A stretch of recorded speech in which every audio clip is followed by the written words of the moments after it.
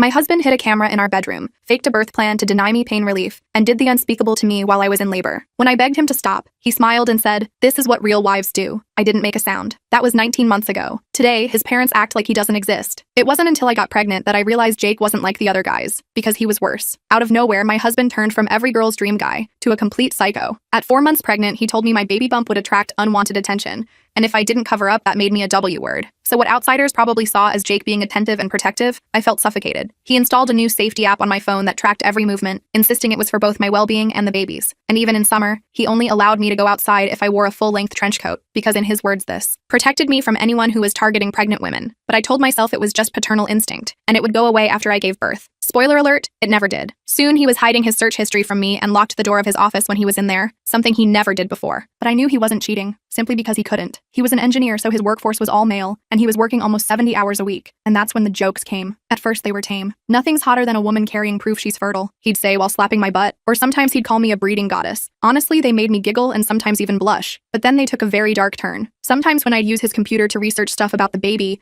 his search recommendations would come up. There was a lot of stuff about myophilia. If you don't know what that means, look it up. And he had watched hundreds of videos of women giving birth, but I was too scared to confront him, partially because I didn't want him to get mad at me, but mainly because of my pregnancy symptoms. I was throwing up for an hour every morning, and could barely stand on my own without feeling like my spine was about to snap in two. So I let my body speak, and it told me to keep the peace. So I listened. And unfortunately, I learned my lesson too late. Actually, I learned it right when my water broke, because when I grabbed my phone to call my sister, Jake grabbed it from me. "Hey Gabby, everything is completely under control, but I don't think it's best for you to show up. We'll let you know when you should visit." I wanted to yell at him, but the pain was too overbearing, so I just focused on trying to keep myself sane while we drove to the hospital. When we got there, I was practically thirsting for an epidural, pain relief. The pain had gotten so bad I felt like every nerve in my body was trying to escape through my hips. But just as the nurse came in to give it to me, Jake intervened. "She wanted a natural birth. Please respect our wishes," he said while showing her a fake birth plan that I had never seen before. My thoughts were completely scrambled. When the medical staff left for a monitoring equipment change, I thought he was going to hand me something stronger, but he didn't. And while I begged him to get me painkillers, he just stared at me. "Stop asking. I have a better idea." His eyes were cold, unforgiving. It's proven that when a woman works to please her husband during childbirth, it releases natural endorphins to help pain relief. As soon as he said the words pain relief, my delirious mind completely stopped thinking about anything else. I just needed it to end. Next thing I knew, Jake was zipping up his jeans, my mouth was covered in saliva, and Dr. D came into the room. I was so out of it that all I wanted was comfort from my husband, so I let him hold me and caress my head. Jake told her to get out, and told her that the reason I was crying was because I wanted to be left alone. I felt her eyes glance over at me, but I was in too much pain to say no or even just shake my head. So she took Jake's word for it and left. What Jake did in that room while I gave birth is something I still have nightmares about. Even as I write this post, tears are falling onto my screen. I won't go into detail,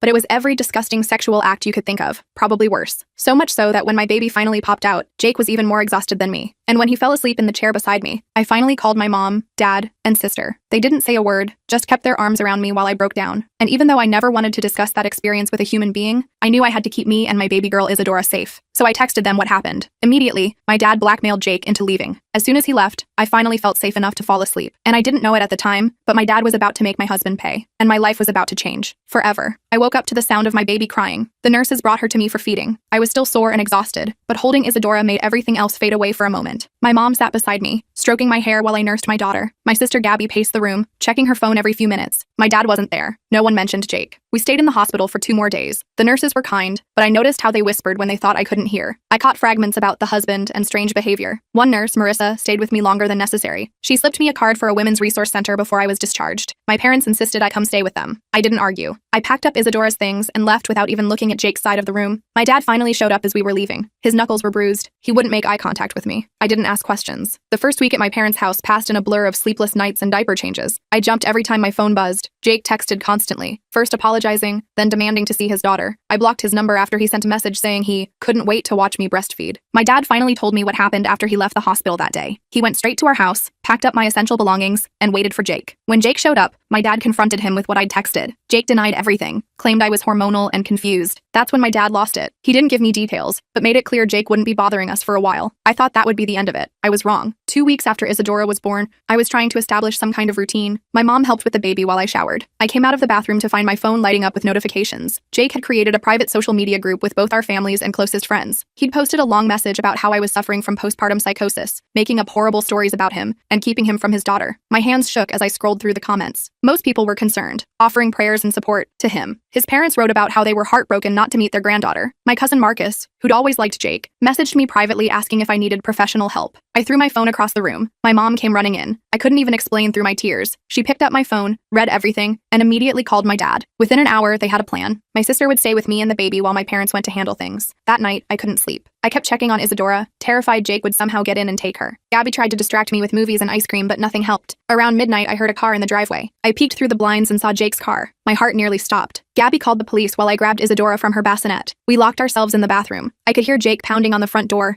yelling my name. The minutes stretched like hours before I heard sirens. The pounding stopped. Through the bathroom window, I watched the police talk to Jake. He was gesturing wildly, pointing at the house. Eventually, they made him leave. My parents returned the next morning. They'd been to see a lawyer friend, Tara Novak. She helped them file an emergency protective order against Jake. My dad handed me a folder of paperwork. Divorce papers were already drawn up. All I had to do was sign. I should have felt relieved. Instead, I felt numb. This wasn't how my life was supposed to go. Jake and I had been together since college. He'd been sweet, funny, ambitious. When did he change? Or was this who he'd always been, just waiting for the right moment to show his true self? The protective order gave me some peace of mind, but Jake found ways around it. He started sending gifts for Isadora to my parents' house. Expensive baby clothes, toys, a custom-made crib. Each package included a note about how much he missed his girls. I threw everything away. When Isadora was a month old, I finally agreed to meet with Tara to discuss the divorce. She was straightforward and kind, explaining my options without judgment. As I described Jake's behavior during my pregnancy and birth, her expression darkened. "This isn't just grounds for divorce," she said. "What he did to you in the hospital was assault. We should consider pressing charges." The thought of having to testify, of people hearing the details of what happened, made me physically ill. I shook my head. "I just want him gone. I want to protect my daughter." Tara nodded, understanding. "Let's focus on the divorce and custody then, but keep a record of everything. Every text, every gift, every time he shows up uninvited. Document it all." I started keeping a journal. Each night after putting Isadora to bed, I wrote down every interaction with Jake, every strange feeling, every nightmare. It helped somehow, getting it all out of my head and onto paper. Jake contested the divorce, of course. He demanded joint custody and visitation rights. The thought of Isadora alone with him made me sick. Tara assured me that given his behavior, supervised visitation was the most he could hope for. 3 months after Isadora's birth, I finally felt strong enough to go back to our house. My dad and brother-in-law Theo came with me. The place looked exactly as I'd left it, except for Jake's office. The door was wide open, the room completely empty. No computer, no files, nothing on the walls. Even the desk was gone. I went through the rest of the house, packing up clothes and personal items I wanted to keep. In our bedroom, I found a box hidden in the back of the closet. Inside were dozens of flash drives labeled with dates corresponding to my pregnancy. My hands trembled as I showed them to my dad. We took the drives to Tara's office. She had her IT guy, Vincent, check them. They contained videos, recordings of me sleeping, showering, changing clothes, all taken without my knowledge during my pregnancy. There were also folders of birth videos Jake had downloaded, edited to put my face on the women's bodies. Tara immediately filed for an amended protective order. The evidence was enough for the judge to grant a temporary full custody order. Jake would have no contact with Isadora until a full hearing could be held. I thought this would make Jake back off. Instead, it made him more determined. He started showing up at my parents' house at random times,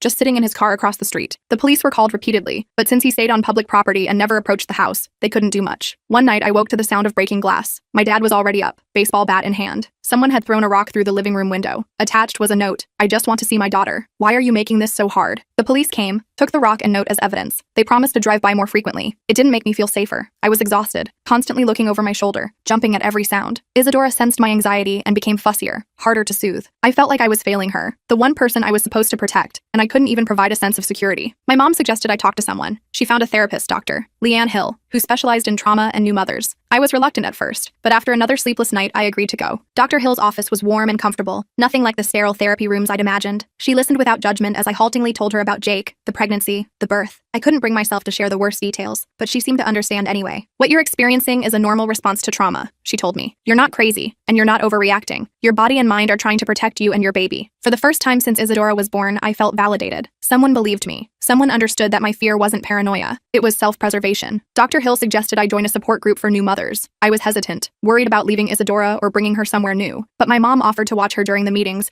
and I desperately needed to talk to someone who wasn't family. The group met in a community center downtown. There were 8 other women, all with babies under a year old. The facilitator, Skylar, had a gentle voice and kind eyes. She asked each of us to share only what we felt comfortable with. When my turn came, I just said I was dealing with a difficult separation and adjusting to being a single mom. After the meeting, a woman named Renee approached me. She had twins, just a few months older than Isadora. She told me she'd left her husband after he became controlling during her pregnancy. I felt an immediate connection. We exchanged numbers and started texting regularly. Having a friend who understood made a huge difference. Renee didn't judge when I texted at 3 a.m., panicking because I thought I heard someone outside. She shared resources, recommended books, and reminded me I wasn't alone. Meanwhile, Jake's behavior grew more erratic. He started sending emails to my entire family, claiming I was mentally unstable and keeping his daughter from him out of spite. He contacted my old coworkers, telling them I needed intervention. He even reached out to my college roommate, Alicia, who I hadn't spoken to in years. Alicia forwarded me the message. Jake had written a long, rambling email about how I'd changed, how I was making up stories about him, how he just wanted his family back. It was so convincing that Alicia had almost believed him. She called me, concerned, and I ended up telling her everything. She was horrified and promised to block Jake immediately. The custody hearing was scheduled for when Isadora turned 6 months old. As the date approached, Jake's harassment intensified. He created fake social media accounts to message me after I blocked his real ones. He sent letters to my parents' house, alternating between pleading and threatening. Once he even sent flowers to Dr. Hill's office with a card thanking her for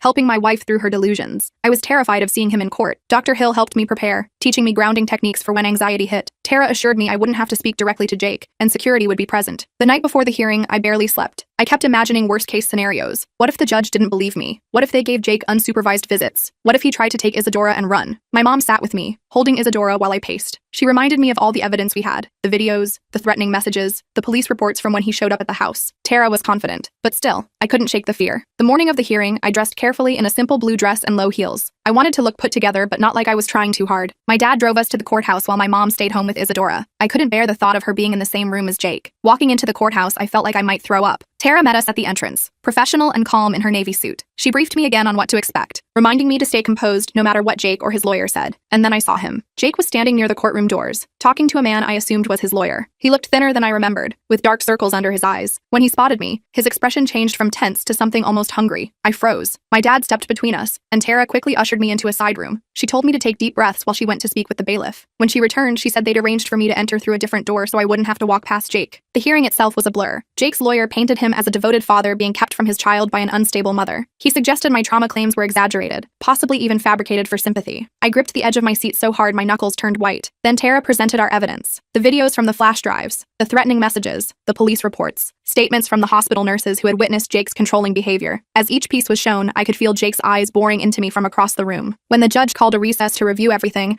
I rushed to the bathroom and threw up. Tara followed me, holding my hair back and offering a bottle of water. She told me I was doing great, that the judge seemed sympathetic to our case. Back in the courtroom, the judge announced his decision. Jake would be granted supervised visitation only, once a month, at a family center with a court-appointed supervisor present. He would undergo psychological evaluation and complete parenting classes before any change to the arrangement would be considered. Relief washed over me. It wasn't perfect. I wished Jake could be kept away completely, but it was better than I'd feared. As we left the courtroom, Jake called my name. I didn't turn around. That night, I slept better than I had in months. Isadora was safe. I was safe. We had time to figure out our next steps without the immediate threat of Jake having access to her. But my relief was short-lived. 2 days after the hearing, I took Isadora for a walk in her stroller. It was the first time I'd felt comfortable going out alone. We went to a small park near my parents' house. I was pushing her on the infant swing when I noticed a man watching us from a bench. It took me a moment to realize it was Jake. I grabbed Isadora and practically ran home, calling my dad as I went. By the time he got outside, Jake was gone. We called the police, but without proof he'd approached us or said anything threatening. There wasn't much they could do. Technically, being in a public park wasn't violating the protective order as long as he stayed a certain distance away. I was back to square one, afraid to leave the house. Dr. Hill suggested I document these accidental encounters, as they could establish a pattern of stalking. Tara agreed, saying we could use it to strengthen the protective order. Over the next few weeks, Jake seemed to be everywhere. I'd see him at the grocery store, at the coffee shop where Renee and I met for playdates, even driving past my therapist's office as I was leaving. Each time he'd make eye contact but never approach. Each time I'd report it, but nothing could be done. My dad installed security cameras around the house. My brother-in-law Theo, who worked in IT, set up an app that would alert everyone in the family if the cameras detected movement at night. We changed our routines, never going to the same place at the same time on the same day of the week. Despite these precautions, I still felt watched. One morning, I found a stuffed bear on the front porch. No note, no package, just sitting there as if someone had placed it carefully. The cameras hadn't picked up anyone approaching the house. I threw the bear away without letting it inside. Isadora's first supervised visit with Jake was scheduled for a Saturday morning at the family center. I was a nervous wreck. Tara reminded me that trained professionals would be present the entire time, and Jake wouldn't be allowed to take Isadora out of the room. Still, I considered not showing up. In the end, I went because I had to follow the court order. The family center was a cheerful building with colorful walls and toys everywhere. The supervisor, a woman named Jasmine, explained the rules to both of us separately. Jake would have 1 hour with Isadora. I would wait in a separate room. If at any point Jasmine felt uncomfortable, she would end the visit immediately. I handed Isadora to Jasmine, kissing her forehead before letting go. That hour was the longest of my life. I sat in the waiting room, checking my phone every 2 minutes, ready to rush in at the slightest hint something was wrong. When Jasmine finally brought Isadora back, I searched my daughter for any sign of distress. She seemed fine, maybe maybe a little tired. Jasmine reported that the visit had gone well. Jake had held Isadora, read her a book, played with some toys. Nothing concerning had happened. I should have been relieved. Instead, I felt uneasy. Jake had been on his best behavior, of course. He was smart enough to know this was all being documented. What would happen if he ever got unsupervised visits? As we were leaving, I noticed Jake watching us from his car in the parking lot. He wasn't supposed to be there. The rules stated we had to arrive and depart at different times to avoid contact. I hurried to my car,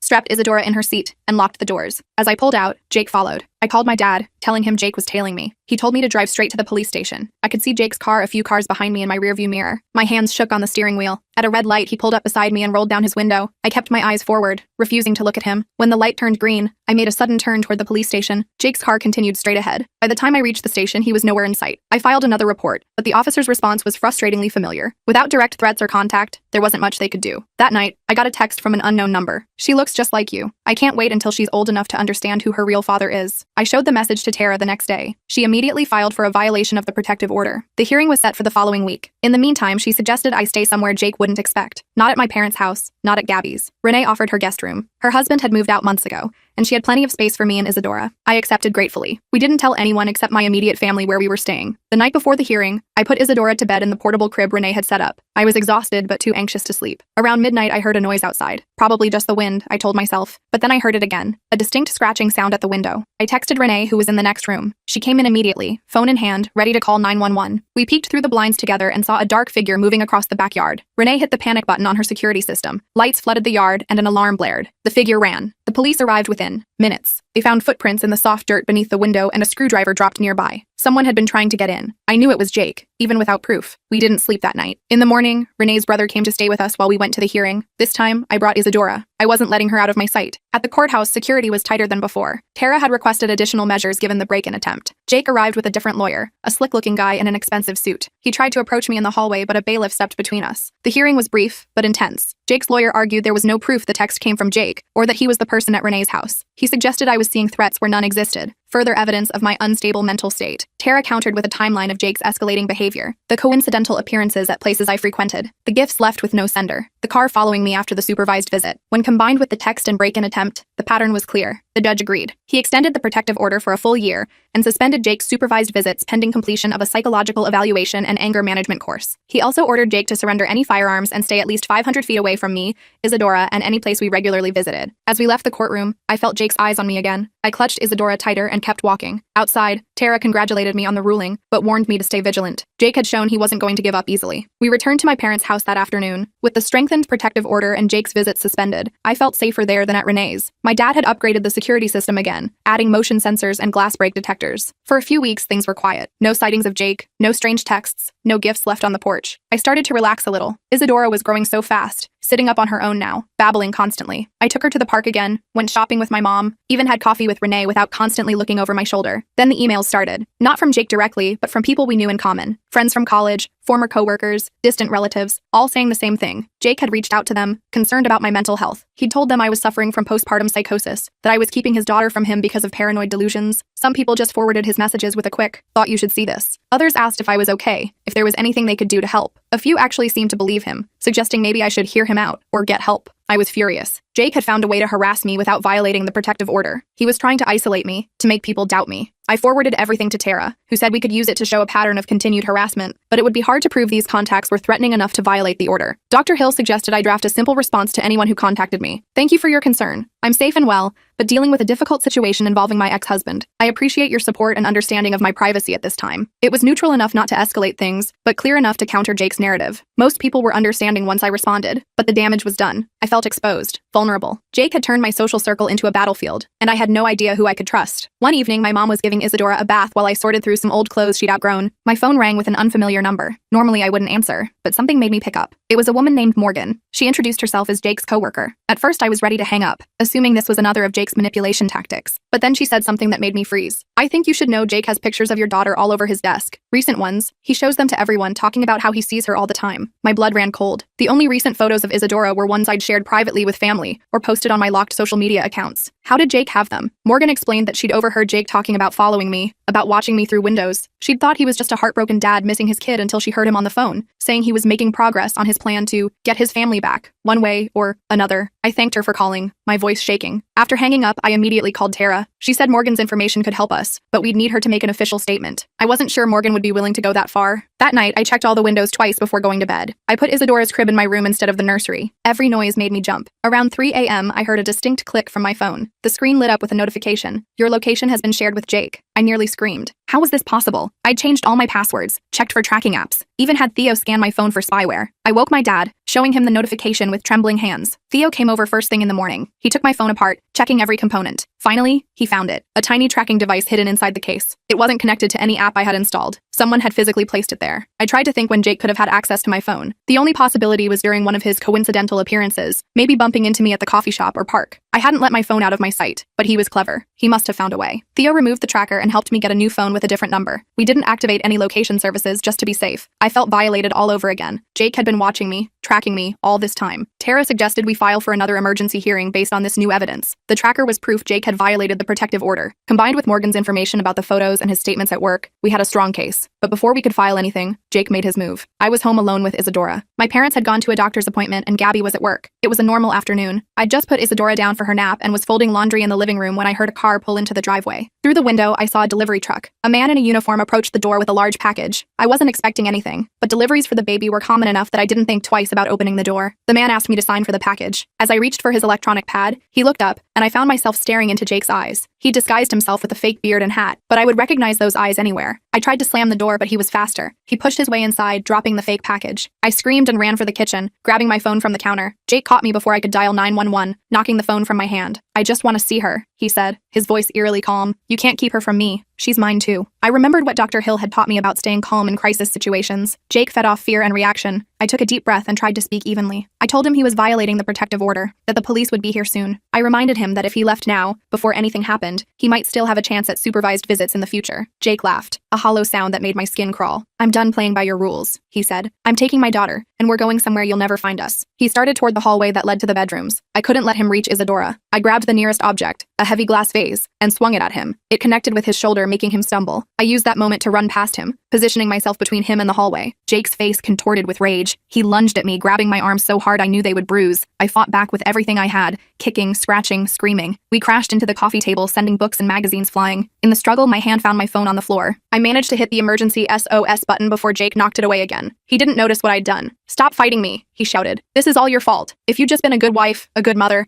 none of this would be happening. I heard Isadora crying from the bedroom, woken by the noise. The sound seemed to fuel Jake's determination. He shoved me hard against the wall and made a break for the hallway. I scrambled after him, grabbing his legs. We both fell to the floor. Jake kicked out, catching me in the stomach. The pain was blinding, but I held on. I couldn't let him reach Isadora. Just as Jake broke free from my grip, the front door burst open. My neighbor, Anthony, rushed in. He was a retired police officer who lived across the street. He must have heard the commotion or seen the struggle. Through the window, Anthony tackled Jake to the ground, pinning him there with surprising strength for a man in his 60s. Police are on their way, he told me calmly. Go check on your baby. I ran to Isadora, scooping her up from her crib. She was red-faced from crying but otherwise unharmed. I held her close, my whole body shaking with adrenaline and relief. From the living room, I could hear Jake shouting threats, cursing at Anthony. I stayed in the bedroom with Isadora until I heard sirens outside. Only then did I venture out. The police arrested Jake on the spot for violating the protective order and breaking and entering. As they led him out in handcuffs, he looked at me one last time. There was no love in his eyes, only a cold, calculating hatred that told me this wasn't over. But for now, we were safe. Anthony stayed with me until my parents returned, explaining what had happened. My mom took Isadora while my dad hugged me so tight I could barely breathe. When he finally let go, I saw tears in his eyes. It's over, he said. He's not going to hurt you again. I wanted to believe him, but as I looked around at the destroyed living room, at the fake delivery package Jake had used to trick me, at the bruises already forming on my arms, I knew the truth. It wouldn't be over until Jake was completely out of our lives, and I was finally ready to do whatever it took to make that happen. I called Tara right away. I was still shaking when I told her what happened with Jake. She came over immediately,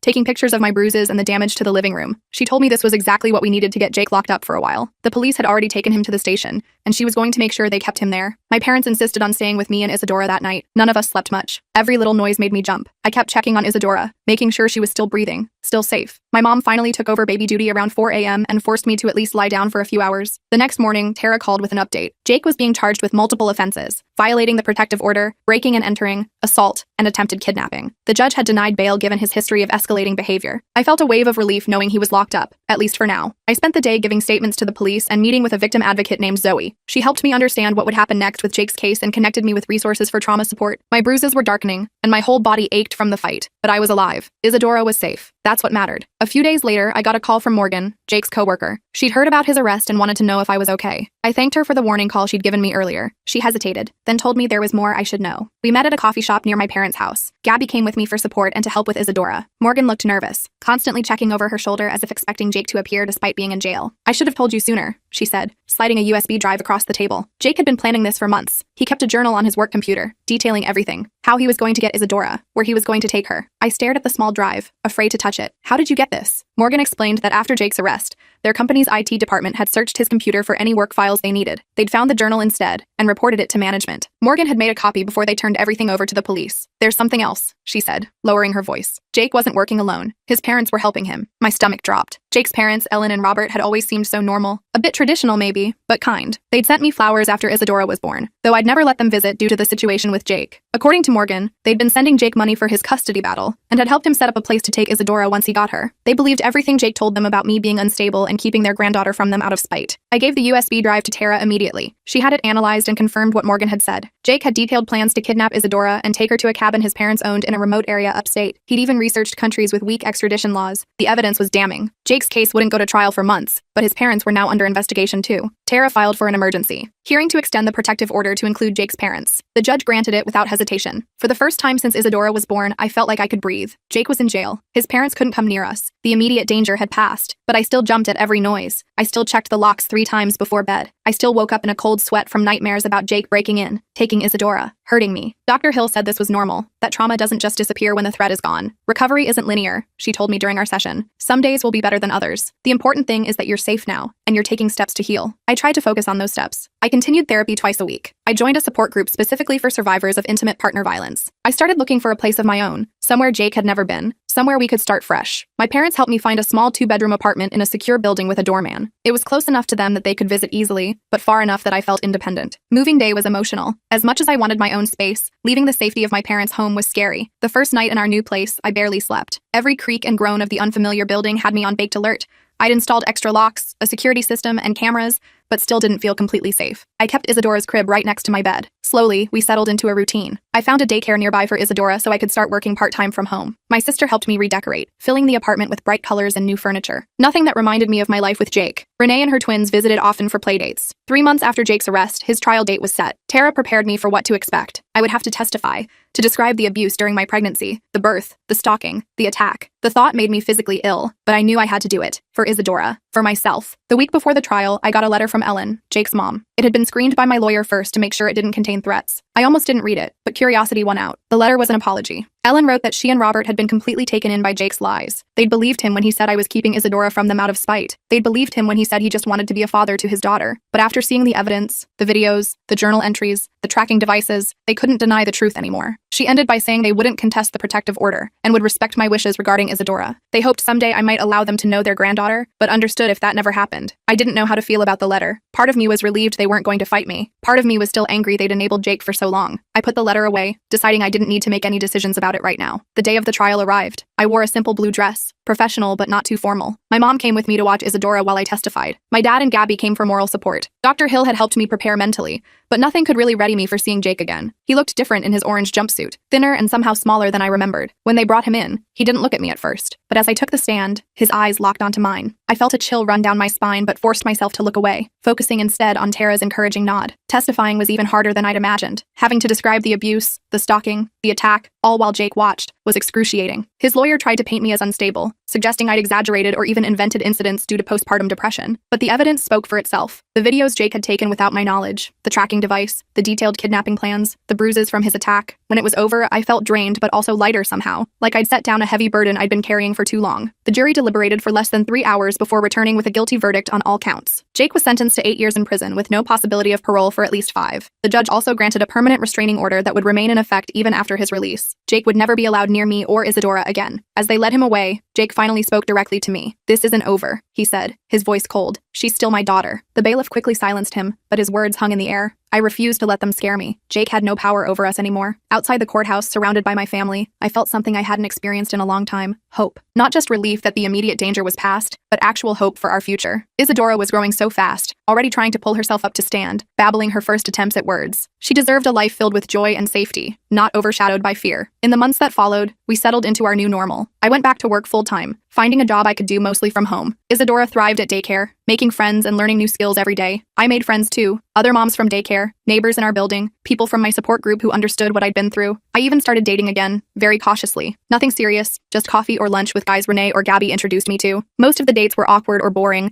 but it felt good to remember I was more than just a survivor, more than just Isadora's mom. A year after Jake's sentencing, I received notice that he was trying to file for visitation rights from prison. Tara assured me it was a long shot given his conviction and the permanent restraining order, but we'd need to respond. I was angry at first. How dare he still try to control us? But then I realized something important. I wasn't afraid anymore. Jake could file all the petitions he wanted. He could make all the threats in the world, but he couldn't hurt us now. The judge denied Jake's petition without even requiring a hearing. His parents never contested the protective order against them, though Ellen sent birthday and Christmas cards for Isadora through my lawyer. I kept them in a box, undecided about whether I'd ever show them to her. As Isadora's second birthday approached, I found myself reflecting on how far we'd come. The nightmares had mostly stopped. I no longer checked the locks multiple times before bed. I could take Isadora to the park without constantly scanning for threats. We had a small party at my parents' house, just family, Renee and her twins, and a few friends from daycare. Watching Isadora toddle around the yard, laughing as she chased bubbles my dad was blowing, I felt a profound sense of peace. That night, after putting a tired, cake-smeared Isadora to bed, I sat on my balcony with a glass of wine. My phone buzzed with a text from Dr. Hill, checking in as she sometimes did on significant days. I smiled as I typed my response. "We're doing great, really great," and we were. Our life wasn't perfect. I still had bad days when memories would hit unexpectedly. I still worried about what I'd tell Isadora when she was old enough to ask about her father. I still had moments of anger about everything Jake had taken from us, but we were safe. We were loved. We were building a life that was ours alone, free from fear and control. As I looked out at the city lights, I made a silent promise to Isadora and to myself. We would never let Jake define our story. What happened with him was just one chapter in our lives, not the whole book, and I was making sure the rest of our story would be filled with joy, strength, and freedom. The next morning, Isadora woke me up by patting my face with her tiny hands. "Mama," she said clearly, one of the few words she could say perfectly. I pulled her into a hug, breathing in her sweet baby smell. "Good morning, sunshine," I whispered. "Ready for a new day?" She nodded enthusiastically, already squirming to get down and start playing. I watched her toddle off to find her favorite stuffed elephant,